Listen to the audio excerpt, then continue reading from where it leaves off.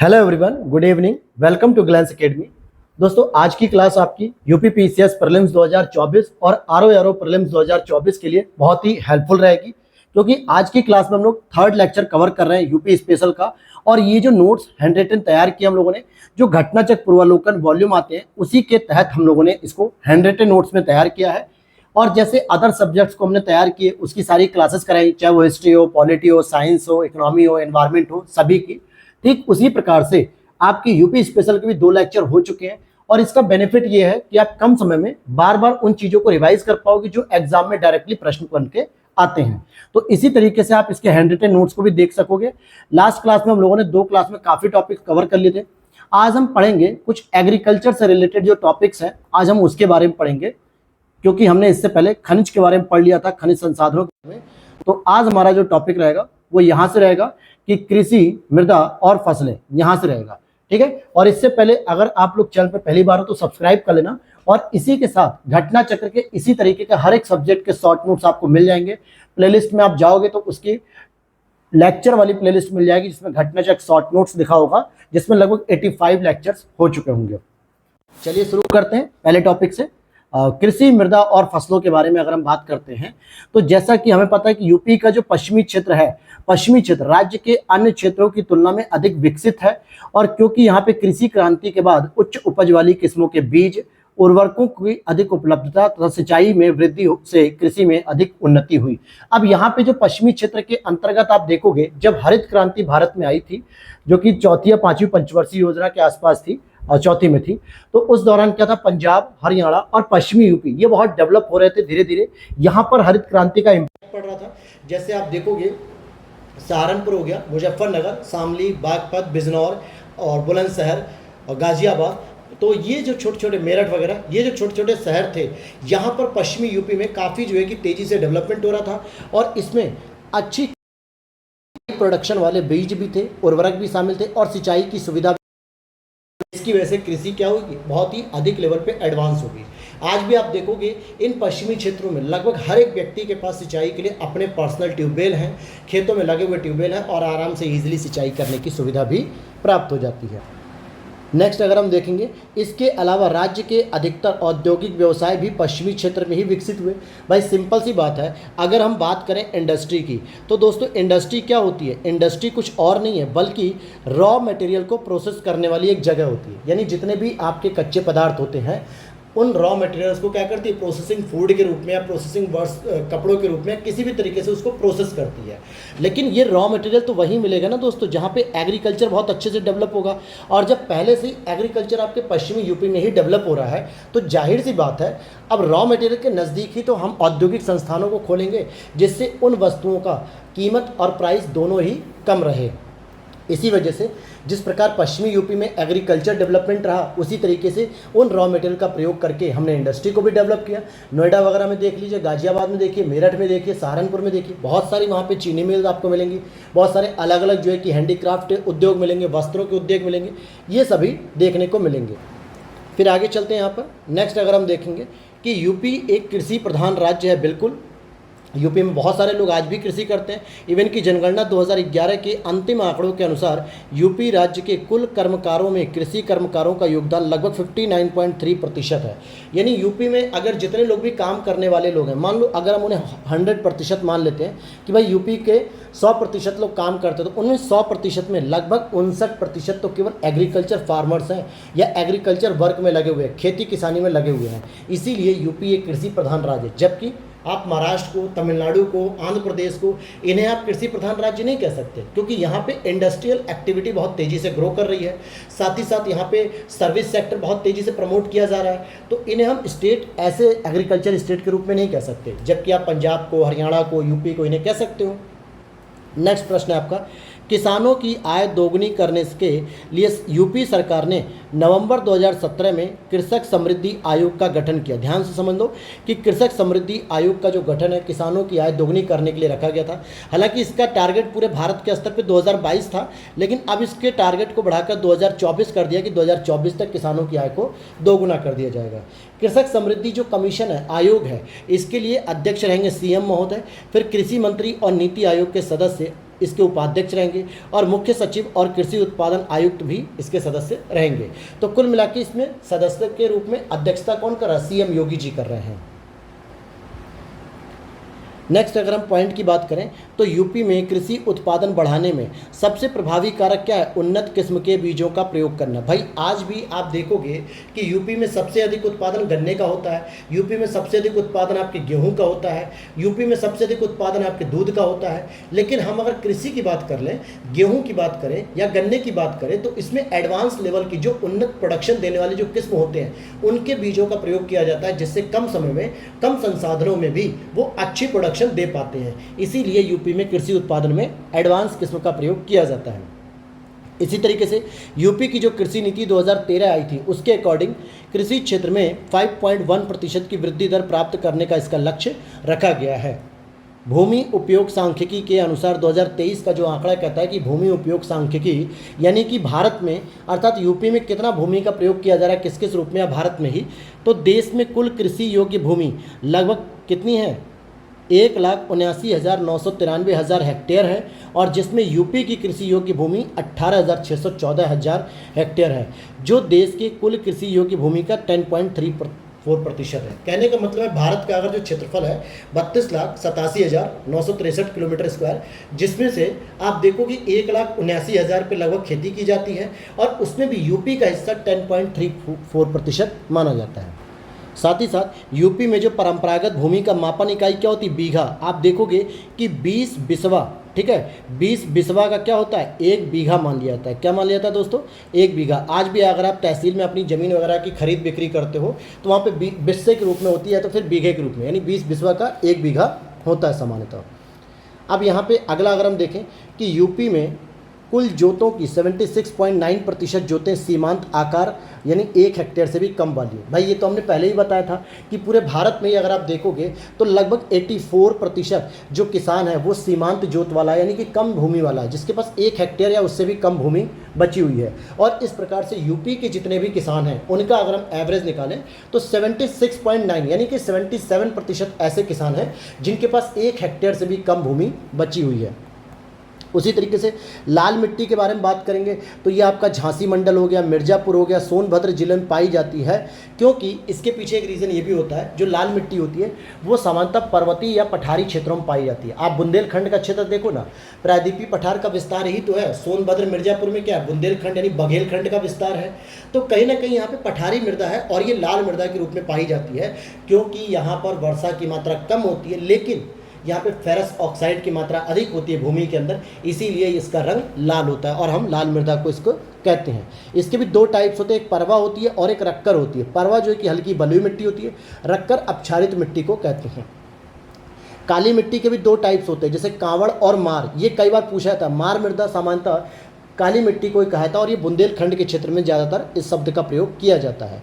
आप देखोगे कि मार मिट्टी मुख्यतः झांसी, ललितपुर, बांदा इन सभी क्षेत्रों में पाई थी। अर्थात ये जो क्षेत्र है ये आपका बुंदेलखंड के अंतर्गत आता है। महोबा, जालौन, ललितपुर, झांसी, बांदा, चित्रकूट, ये सभी।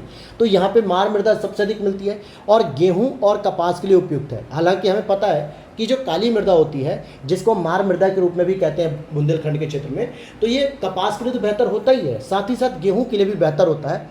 अच्छा, गेहूं के लिए क्यों बेहतर हो जाता है? क्योंकि आप अगर अपने क्षेत्रों में गेहूं की खेती देखते हो तो गेहूं को सामान्यतः 1 से 2 सिंचाई की जरूरत पड़ती है, और उसमें भी अगर वहाँ पे सिंचाई करने के संसाधनों की दिक्कत है तो क्रांतिक अवस्था जो होती है, ताज निकलने की अवस्था, उस समय ही केवल सिंचाई की जाती है। इट मीन्स कि बुंदेलखंड के क्षेत्रों में भी जैसे बारिश की कमी है, सूखा पड़ता, पानी की कमी है, तो वहाँ पर भी आप कम सिंचाई में भी गेहूं का उत्पादन कर सकते हो। कांवड़ मिट्टी क्या होती है? ये अच्छी उपज वाली मिट्टी होती है, यानी ये अच्छी उपज वाली मिट्टी होती है। अब यहाँ पे कहा जा रहा है कि यूपी की जो स्टैटिक्स पत्रिका आई थी, सांख्यिकी पत्रिका 2022 के अनुसार, कि ऊसर और खेती के आयोग भूमि ने कहा था कि 4.38 लाख हेक्टेयर भूमि जो है कि पाई जाती है, यानी ऊसर और खेती के अयोग्य जो भूमि होती है। 2022 के अनुसार यूपी में फसल गहनता कितनी है दोस्तों? 164.4% है।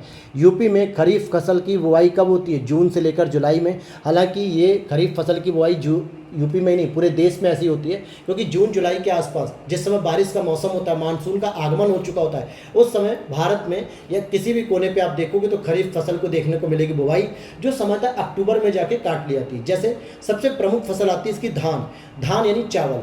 जब आप इसको बोते हो तो इसको 2-3 बार सिंचाई करने की जरूरत पड़ती है। इवन कि गन्ना भी आपका नगदी या व्यापारिक फसल कह सकते हो, लेकिन ये भी खरीफ फसल का एक पार्ट है, जिसको भी जून जुलाई के आसपास बोया जाता है और फिर अक्टूबर नवंबर में काटा जाता है।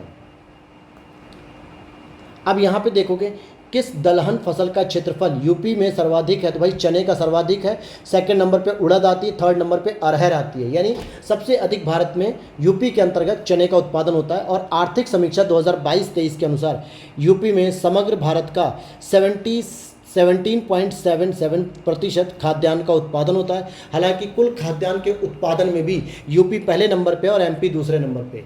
तो यूपी जैसे आपके गेहूं में पहले नंबर पे है, चावल में नहीं, गेहूं में सबसे नंबर 1 पे है, आलू में सबसे 1 नंबर पे है, दूध में उत्पादन में 1 नंबर पे है, फलों में उत्पादन 1 नंबर पे है, और साथ ही साथ गन्ने के उत्पादन में 1 नंबर पे, चीनी के उत्पादन में 1 नंबर पे।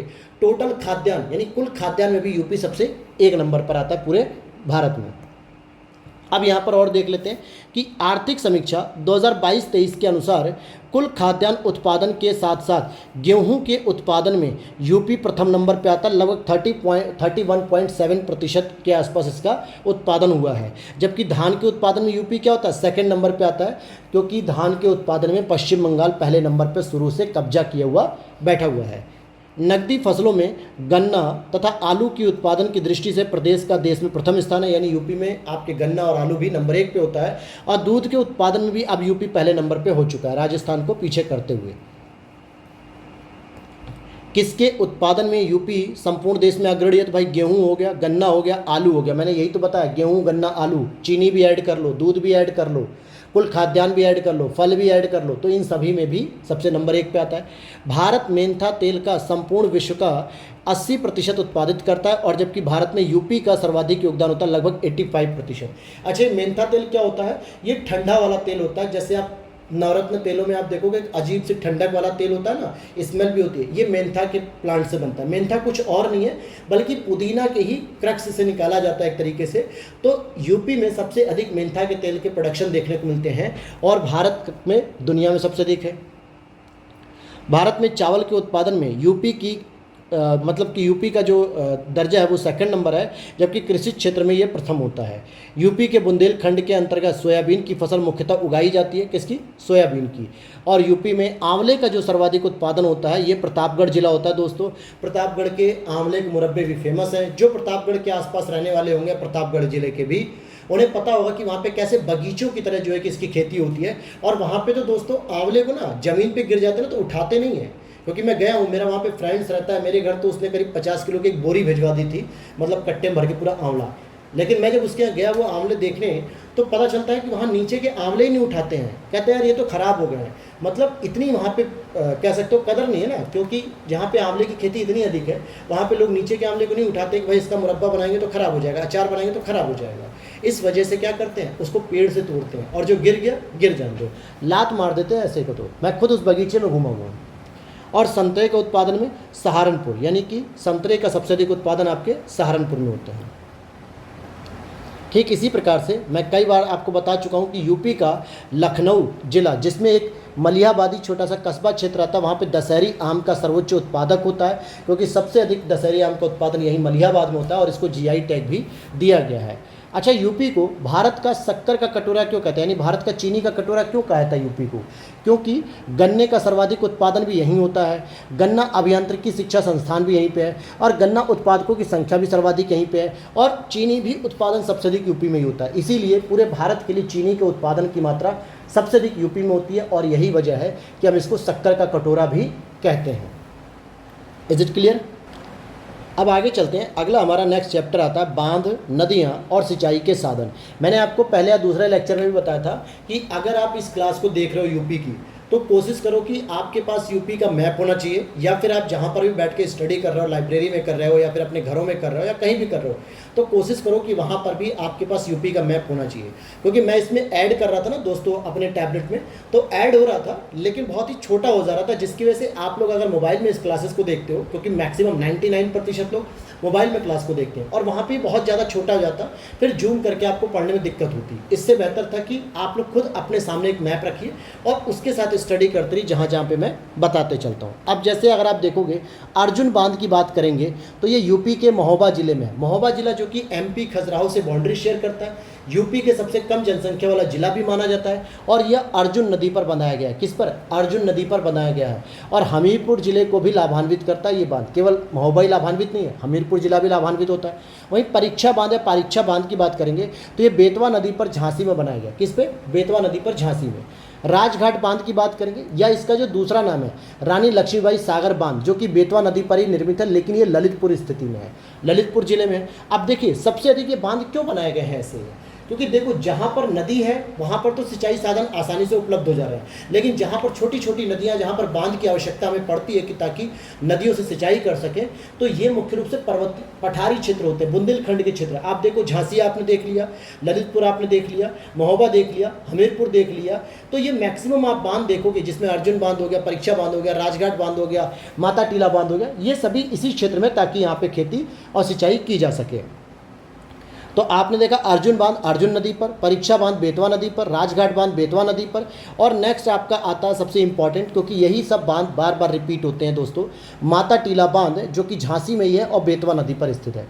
यूपी का पहला तैरता सौर ऊर्जा संयंत्र 750 करोड़ की लागत से रिहंद बांध पर बनाया जा रहा है और सोनभद्र में स्थित है, जिसकी क्षमता 150 मेगावाट है। मैं आपको बता दूं ये जो रिहंद बांध है ये रिहंद नदी पर ही स्थित है। और रिहंद नदी किसकी सहायक नदी दोस्तों? सोन नदी की सहायक नदी है, और सोन नदी आपके गंगा की सहायक नदी है। एग्जाम्पल के तौर पे अगर आप देखना चाहो, मैं आपको एक डायग्राम बताता हूँ कि इस तरीके से यूपी की जो है कि एक गंगा नदी बहते हुए आती है, ठीक है। यहाँ कहीं पे सोनभद्र के पास, यूपी के लास्ट जिला जो है, यहाँ कहीं पे सोनभद्र के पास अमरकंटक पठार से आने वाली जो सोन नदी है, इसी की एक सहायक नदी है रिहंद नदी, और रिहंद नदी के तट पे ही रिहंद बांध बनाया जा रहा है। और यही फिर गंगा नदी में जाके मिल जाती सोन नदी, और आगे जाके पटना के पास पहलेजा घाट पे भी सोन नदी गंगा नदी से मिल जाती है, तो पहलेजा घाट पे मिल जाती है। तो कहने का मतलब क्या हो गया कि यूपी का पहला तैरता हुआ जो सौर ऊर्जा संयंत्र है वो रिहंद बांध पे बनाया गया, जो कि सोनभद्र में स्थित है।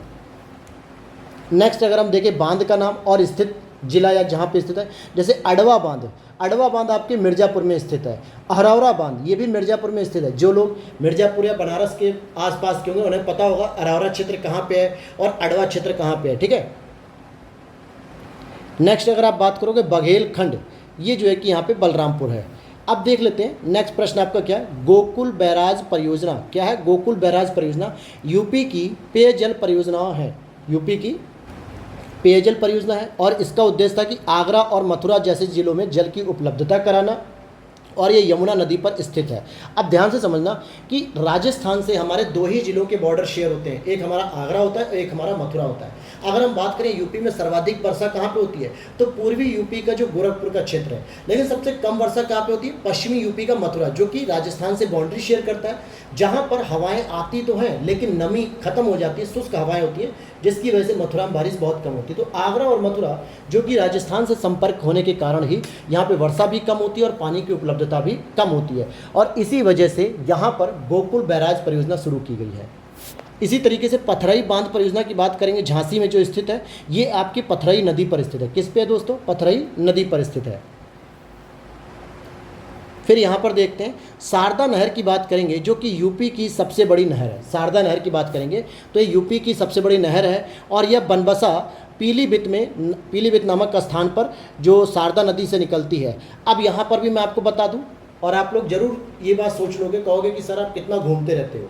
आपको लगभग यूपी के मैं कहूँ तो मैं 60 जिले के आसपास या 55 जिले के आसपास घूम चुका हूँ और उनको बाकायदा बहुत अच्छे से घूमा हूँ।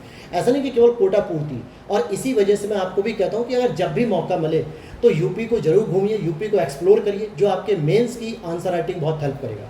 अब जैसे शारदा नहर की प्रणाली है, जितने लोग आपके बरेली पीलीभीत के क्षेत्रों से संबंधित होंगे, वहाँ पर एक ट्रेन जाती है जो बरेली से निकलते हुए पीलीभीत में खटीमा वगैरह से होते हुए निकलती है। नानक मता एक जगह है, वहाँ से होते हुए निकलती है। एक पूर्णागिरि मंदिर पड़ता है उत्तराखंड में, चंपावत जिले में।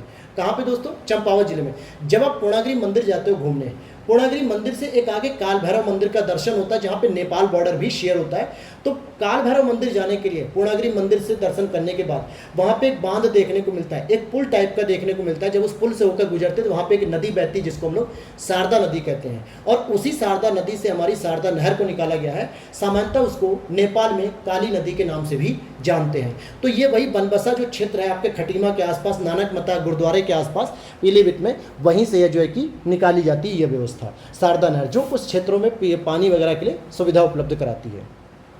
और निचली गंगा नहर की बात करेंगे, 1878 ईस्वी में निर्मित की गई थी और यह नहर नरौरा बुलंदशहर स्थान से गंगा नदी मतलब स्थान से गंगा से निकाली गई है। अब जितने लोगों को नहीं पता है तो बुलंदशहर मैं आपको बता दूं, जो अलीगढ़, बुलंदशहर, मेरठ, ये जब जो क्षेत्र होते हैं, यहाँ से जब गंगा नदी गुजरती है तो यहाँ पे नरौरा में क्या है दोस्तों? आपको पता होगा, एक रिसर्च सेंटर है हमारा। कौन सा? जरा कमेंट करके बताना। न्यूक्लियर से रिलेटेड है, उसका पूरा नाम बताइएगा, ठीक। तो यहाँ पर जो है कि निचली गंगा शहर निकाली गई है। और अगर हम बात करें केन नहर की, तो ये यूपी और एमपी की एक संयुक्त परियोजना है और यह पन्ना के निकट निकाली गई है एमपी में, केन नहर परियोजना जिसे हम कहते हैं। आगे देख लेते हैं, घाघरा नहर का उद्गम,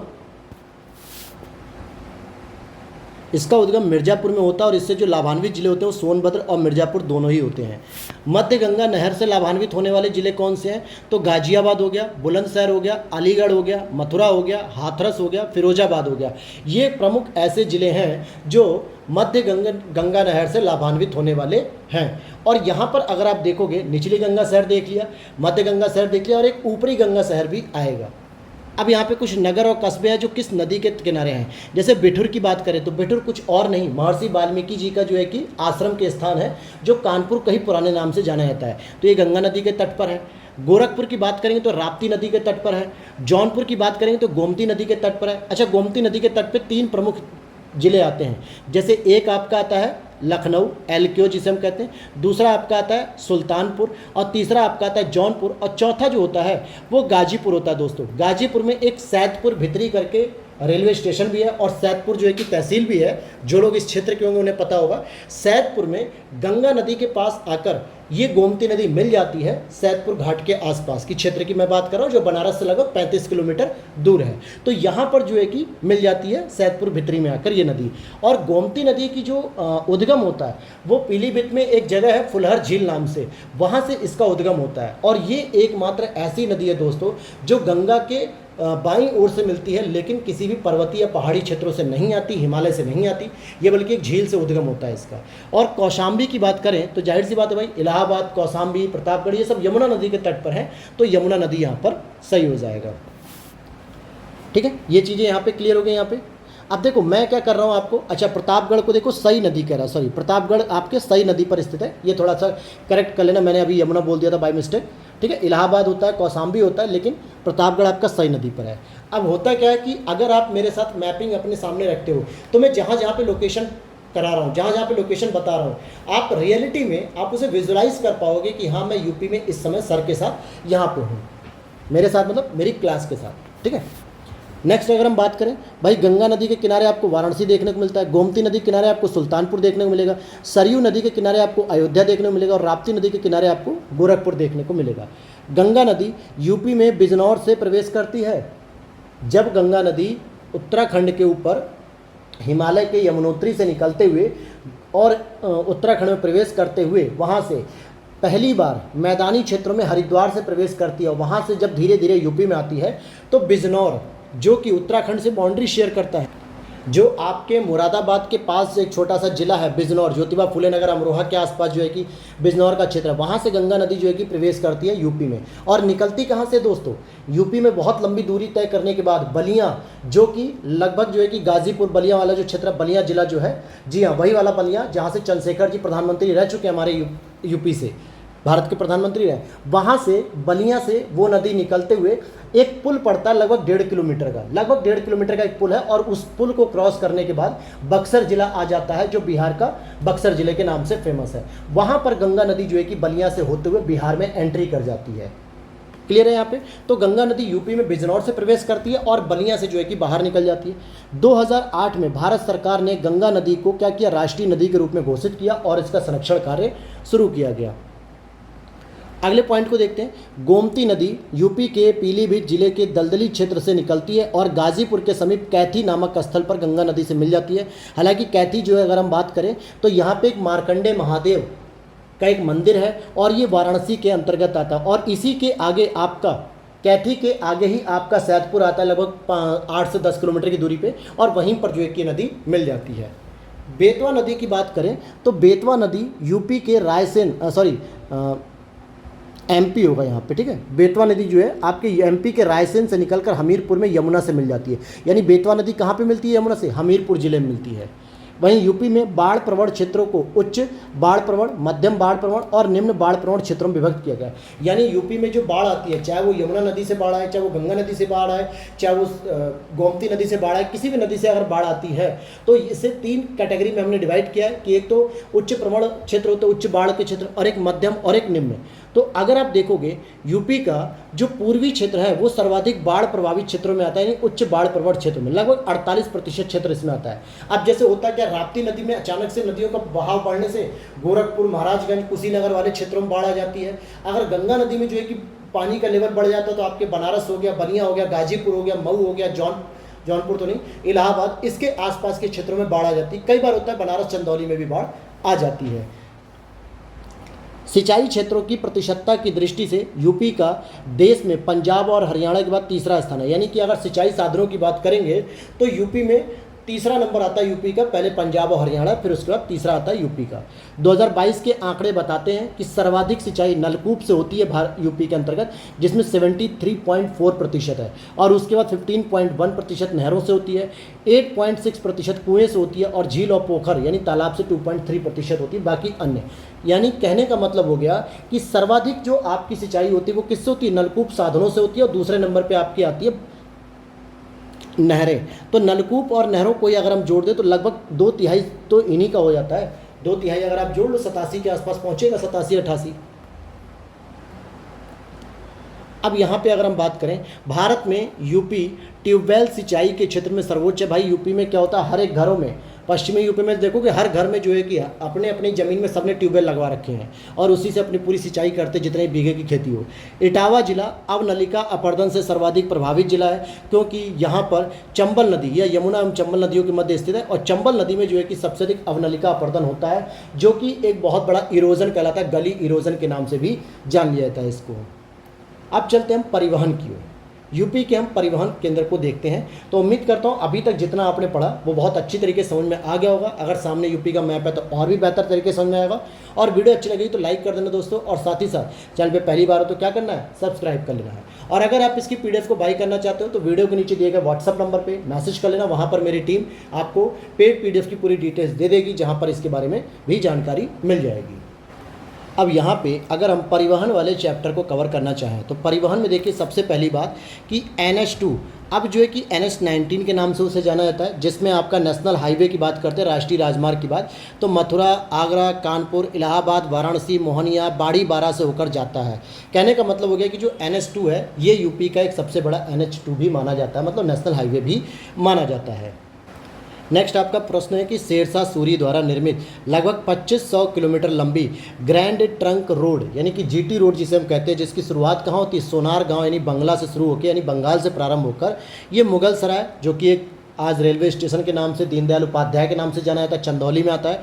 वाराणसी, इलाहाबाद, कानपुर, कन्नौज, आगरा, गाजियाबाद, दिल्ली होते हुए काबुल अफगानिस्तान में जाके समाप्त होती है। ये बहुत बड़ी एक लंबी जो है कि रोड थी और जिसको जीटी रोड के नाम से भी जाना जाता है, ग्रैंड ट्रंक रोड के नाम से भी जाना जाता है। ठीक है, आगे देख लेते हैं। यहाँ पे आगरा लखनऊ एक्सप्रेसवे हाईवे की लंबाई कितनी, लगभग 302.2 किलोमीटर। जो आगरा से लखनऊ एक्सप्रेसवे हाईवे बनाया गया है जी, आगरा से यमुना एक्सप्रेसवे की बात नहीं कर रहा हूँ। आप देखो दिल्ली से कैसे जो है कि कनेक्टिविटी हो रही है। भाई अगला आदमी निकला गौतम बुद्ध नगर ग्रेटर नोएडा से, उसने हाईवे पकड़ा यमुना एक्सप्रेसवे, लगभग 161 किलोमीटर के हाईवे को क्रॉस करने के बाद वो आगरा पहुँच गया।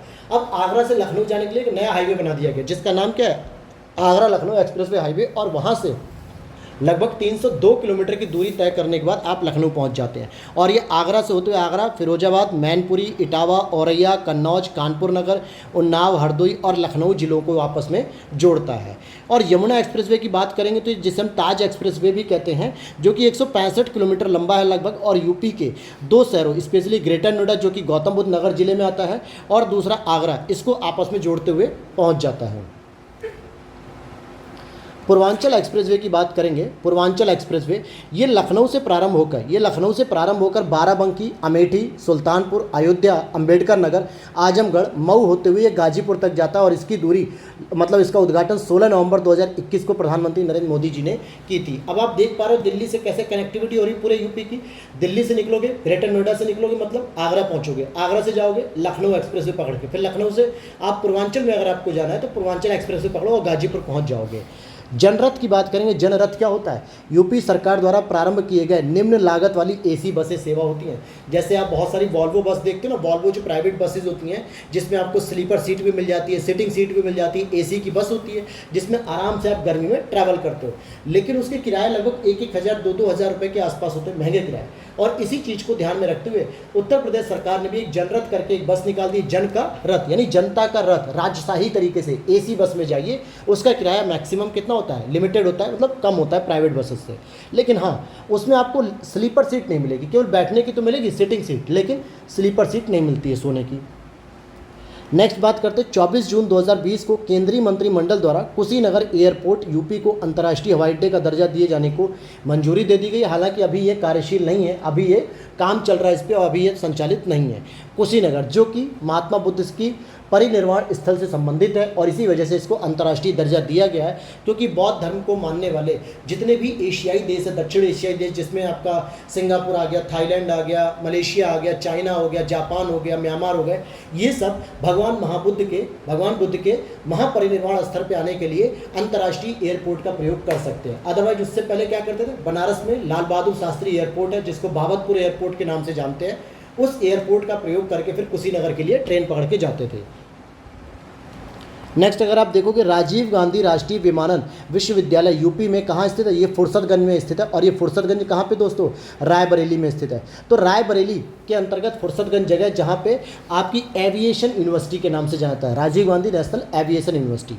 अब यहाँ पे कुछ नगर और यहाँ पे कुछ हवाई अड्डे हैं मिलान करने के लिए, जैसे लखनऊ में जो आपका हवाई अड्डा है जिसका नाम है चौधरी चरण सिंह एयरपोर्ट, जिसे आम भाषा में अमौसी भी कहते हैं। वाराणसी की बात करेंगे जिसका नाम है Lal Bahadur Shastri airport international airport, लेकिन इसको बाबतपुर के नाम से कहते हैं। कानपुर में एक एयरपोर्ट है जिसको चकेरी एयरपोर्ट के नाम से जानते हैं। आगरा में खेरिया एयरपोर्ट और फुर्सतगंज आपके रायबरेली में, यानी यहाँ पे उल्टा लिख दिया गया, रायबरेली इधर होना चाहिए था, फुर्सतगंज इधर होना चाहिए था। क्लियर है यहाँ पे।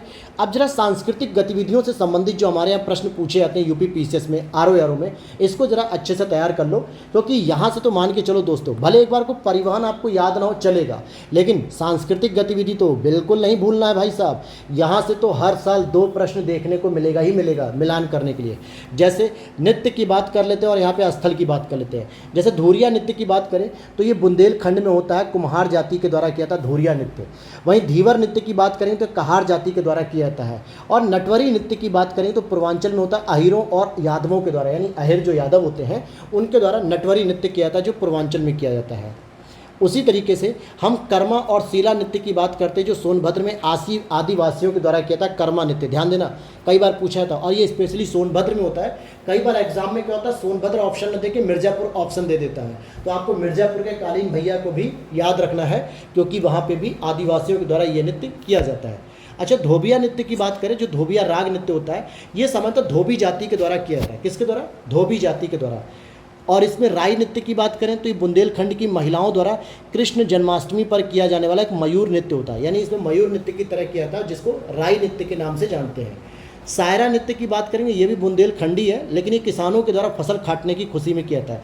जैसे फसल काटने की खुशी में पोंगल होता है, उड़म होता है, बिहू होता है और मकर संक्रांति होते हैं, ये जो त्यौहार होते हैं फसल काटने के अवसर पे, उसी प्रकार से बुंदेलखंड के किसान जब अपनी फसलों को काटते हैं तो उस खुशी में सायरा नृत्य का आयोजन करते हैं। और कृष्ण जन्माष्टमी, जो कि रक्षाबंधन के आसपास पड़ती है अगस्त में, कृष्ण जन्माष्टमी पर होने वाले नृत्य को क्या कहा जाता है? राई नृत्य कहा जाता है, और ये महिलाओं के द्वारा किया जाता है बुंदेलखंड में।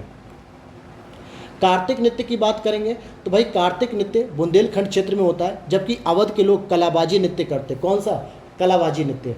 खाला नृत्य और बढ़ैया नृत्य ये बुंदेलखंड का नृत्य है। चरकुला ब्रजभूमि का लोक नृत्य है, और यह नृत्य रथ के पहिए पर घड़ा रखकर किया जाता है, और इसे घड़ा नृत्य भी कहते हैं। और याद करो दोस्तों जरा, यही प्रश्न आपके 11 फरवरी को किसमें पूछा गया था? ROARO में पूछा गया था, और उस समय तक ये नोट्स तैयार हो चुके थे, और वहाँ से सीधा प्रश्न एक यूपी का पूछ लिया गया था। हालांकि यूपी स्पेशल के प्रश्न ROARO के एग्जाम में बहुत लिमिटेड थे, 3 से 4 प्रश्न ही थे, लेकिन उसमें ये प्रश्न सीधा था कि चरकुला नृत्य किस जगह पे होता है और कहाँ से संबंधित है?